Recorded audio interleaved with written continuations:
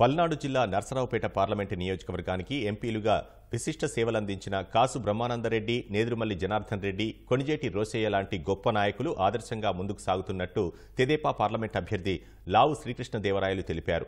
సార్వత్రిక ఎన్నికల్లో నర్సరావుపేట ఎంపీగా బరిలో ఉన్న ఆయన గురువారం నర్సరావుపేట కలెక్టరేట్లో నామినేషన్ దాఖలు చేశారు. 2019లో కూడా ఇక్కడి నుంచే ఎంపీగా గెలిచిన లావు శ్రీకృష్ణదేవరాయలు ఈసారి కూడా విజయం సాధిస్తానని ఆశాభావం వ్యక్తం చేశారు.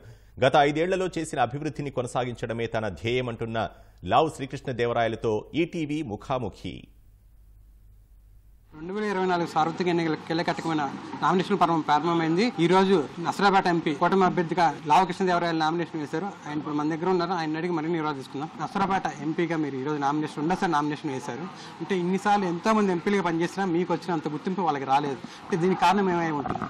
అలా లేదండి, చాలా మందికి ఇక్కడ ఎంపీగా చేసిన వాళ్ళకి చాలా మంచి గుర్తింపు వచ్చింది. ఇక్కడ నుంచి చాలా పెద్ద వారు మెంబర్ ఆఫ్ పార్లమెంట్ గా చేశారు. వారి పేరు ఇప్పటికి కూడా ఇక్కడ ప్రజలు కొద్దిగా మంచి పని చేస్తే చాలా రోజులు గుర్తుపెట్టుకుంటారు. మేకపాటి రాజమోహన్ రెడ్డి గారు ఆయన పేరు ఇప్పటికీ అందరూ చెప్తారు, బాగా చేశారని. రోసయ్య గారు ఉన్నారు, ఆయన పేరు ఇప్పటికీ చెప్తారు. జనార్దన్ రెడ్డి గారు ఉన్నారు, ఆయన పేరు ఇప్పటికీ చెప్తారు.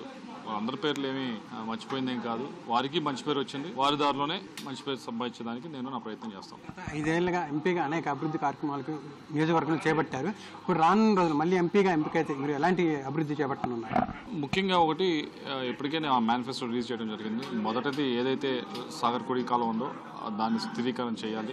ఈ సంవత్సరం మీరు చూశారు, నీళ్లు లేవు. దానికి ఒకటే మార్గం ఏంటంటే గోదావరి జలాలు తీసుకొచ్చి ఇక్కడ అనుసంధానం చేయటం. రెండోది వాటర్ గ్రిడ్, తాగడానికి నీళ్లు మీకు చూశారు పరిస్థితి ఎలా ఉందో. ఫ్లోరైడ్ ఇష్యూస్ చాలా ఉన్నాయి, అందుకని అది అన్ని అధిగమించాలంటే ఇది వాటర్ గ్రిడ్ ఏర్పాటు చేయాలి. మూడవది హెల్త్ కి సంబంధించి మనం మెడికల్ కాలేజ్ అయితే తెచ్చుకున్నాము. 100 బెడ్ హాస్పిటల్ ప్రతి నియోజకవర్గానికి కూడా ఎస్టాబ్లిష్ చేసుకోవాలి. నాలుగవది మరొకటి ముఖ్యమైనది ఉద్యోగాలు, జాబ్స్ లేక చాలా యువత ఇబ్బంది పడుతూ ఉన్నారు. దానికి ఇక్కడ లాజిస్టిక్స్ పార్క్ ఒకటి ఏర్పాటు చేస్తే కనుక బాగుంటుందని మా ఉద్దేశం. సో ఓవరాల్గా నెక్స్ట్ 5 years ఈ 4-5 విషయాల మీద ఫోకస్ చేయబోతాను. చివరిగా మీ ప్రత్యర్థి అనిల్ కుమార్ యాదవ్ కూడా యువకుడు, అలాగే మంత్రిగా కూడా పనిచేస్తున్నారు. సో అతను మీరు బరిలో నుంచో ఉన్నారు కదా, అంటే అతని పట్ల మీ యొక్క అభిప్రాయం? అనిల్ కుమార్ యాదవ్ గారు నాకు ఎప్పటి నుంచో తెలిసిన వ్యక్తి, మంచి వ్యక్తి. సో చూద్దాం. నేనైతే నాకు ఇష్టంతో ఇక్కడికి వచ్చి పోటీ చేస్తా ఉన్నాను. ఆల్రెడీ ఒక 5 సంవత్సరాలు చేశాం కదా, ఇంకొక 5 సంవత్సరాలు దీన్ని ఏదైతే డెవలప్మెంట్ స్టార్ట్ చేసామో అది చేద్దామనే ఉద్దేశంతో ఇక్కడికి రావడం జరిగింది. కాబట్టి నా స్టోరీ, నేను చేసిన పని నేను చెప్పుకుంటూ పోవటమే. నేను 2019 ముందు నా మీద పోటీ చేసింది రాయపాటి సాంబశివరావు గారు.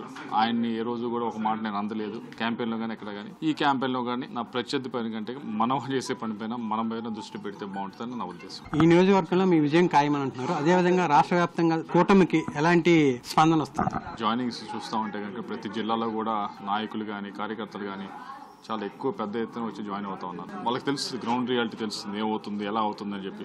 మరీ ముఖ్యంగా వైశ్య కమ్యూనిటీ వారికి ఇంకా బాగా తెలుస్తుంది ఎవరు గవర్నమెంట్ వస్తుంది. వాళ్ళు పూర్తిగా టీడీపీ వైపు పూర్తిగా మొగటం జరిగింది. దాన్ని బట్టి మనకు అర్థమవుతా ఉంది ఏ గవర్నమెంట్ రాబోతా ఉంది, ఎవరు గెలబోతా ఉన్నారు. అంటే అరవింద్ బాబు గారితో కలిసి చేస్తారు, భారీ ర్యాలీ ఉంటుందని అన్నారు ఉదయం. మామూలుగా నాకు సెంటిమెంట్ గా పోయినసారి ఎలా చేసామో అలానే చేయడం జరిగింది. కానీ ఆ టైమింగ్ ఏదైతే ఉందో మంచి సమయం చూసుకుంటాం కదా. సో ఆ టైమింగ్ 11 o'clock అనుకున్నాము. సో ఆ టైంకి నేను నామినేషన్ వేసి వచ్చిన తర్వాత ర్యాలీలో పాల్గొనడం జరిగింది.